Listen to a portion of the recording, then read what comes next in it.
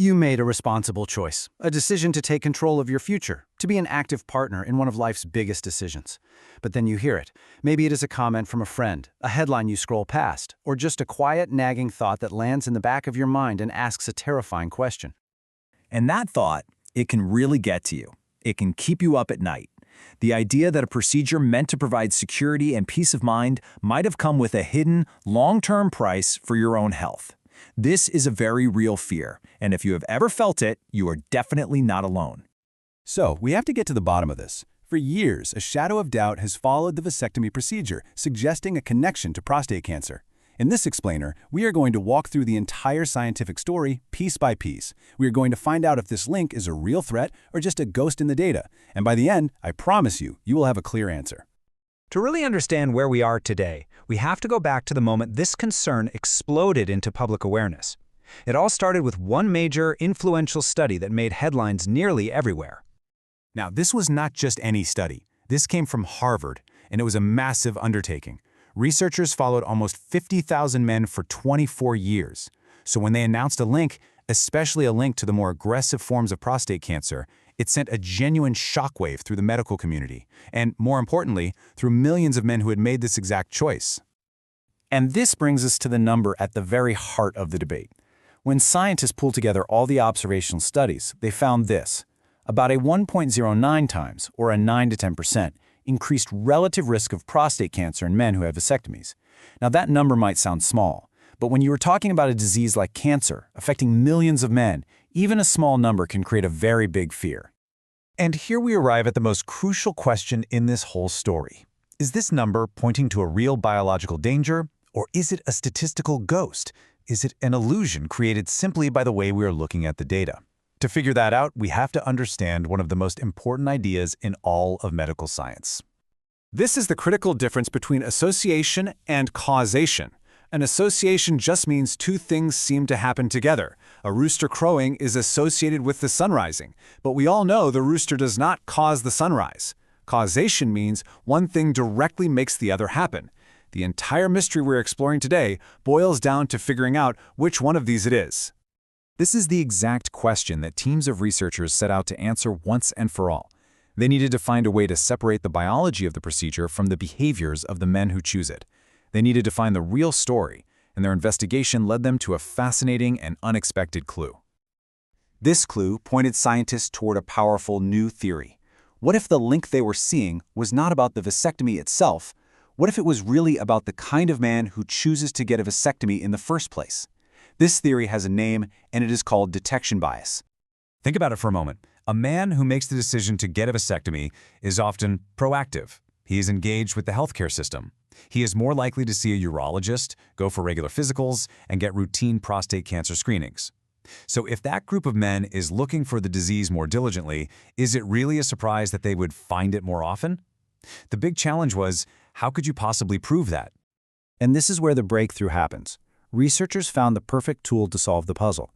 They turned to a massive, ongoing study called the Prostate, Lung, Colorectal, and Ovarian Cancer Screening Trial, also known as the PLCO trial. It provided the perfect setup to finally test the detection bias theory. The design of this analysis was absolutely brilliant. It allowed them to control for that one key difference: how often men were actually getting screened. The trial already had two groups of men. One group just went about their lives getting whatever healthcare they normally would. The other group was put on a strict, standardized screening schedule. Everyone got the same tests at the same times. For the very first time, researchers could compare apples to apples. And the results?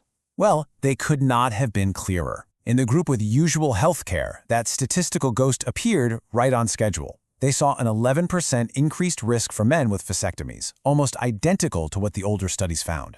But now look at the second bar. In the group where everyone was screened equally, the risk completely disappeared. It was zero. The link was not biological. It was an illusion created by healthcare behavior. This was incredibly powerful evidence, but science always pushes for an even higher level of proof. What if there was still some tiny, subtle biological effect that even this amazing trial might have missed? To find out, researchers used an even more advanced tool to look for a true cause and effect link at the deepest level, the genetic level. This method is a little complex, but the basic idea is genius. It essentially uses our own genetic code as a natural experiment to isolate cause from effect. It strips away all the confusing factors, like lifestyle, health habits, or anything else, and it asks one very simple question.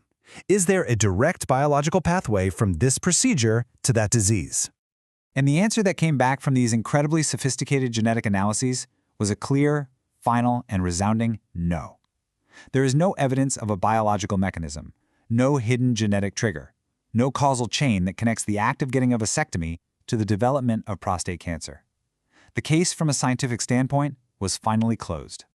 So now that the scientific mystery is solved, what does this actually mean for you? In the real world, when you are talking with your doctor, this is where the leading medical authority in this field gives us the final, definitive guidance. This statement from the American Urological Association is everything. This is the official clinical consensus. It is a grade B, evidence-based recommendation. They're essentially telling doctors across the country that the evidence is so strong that vasectomy is not a risk factor, that they do not even need to bring it up as a routine concern during patient counseling. That is a truly powerful and reassuring conclusion. So, we have followed this trail of evidence from a place of lingering fear all the way to a clear and confident conclusion. Now, let us bring it all together and talk about what this means for your path forward. Here is the part that truly matters. First, that link you may have heard about is a statistical ghost, created because men with vasectomies are often more on top of their health. Second, a vasectomy is and remains one of the safest and most effective forms of long-term contraception. Third, being proactive about your health is a strength, not a bias. It is a good thing. And finally, perhaps the biggest lesson here, always question what you read. The next time you see a scary health headline, ask yourself that crucial question. Is this just an association, or have they truly proven causation? That is the real power of what you learned today. You have not just learned the truth about vasectomy and prostate cancer. You have gained a new tool to think critically about health science. The responsible choice you made for your family, or the one you are considering making, you can now be confident was also a safe choice for you.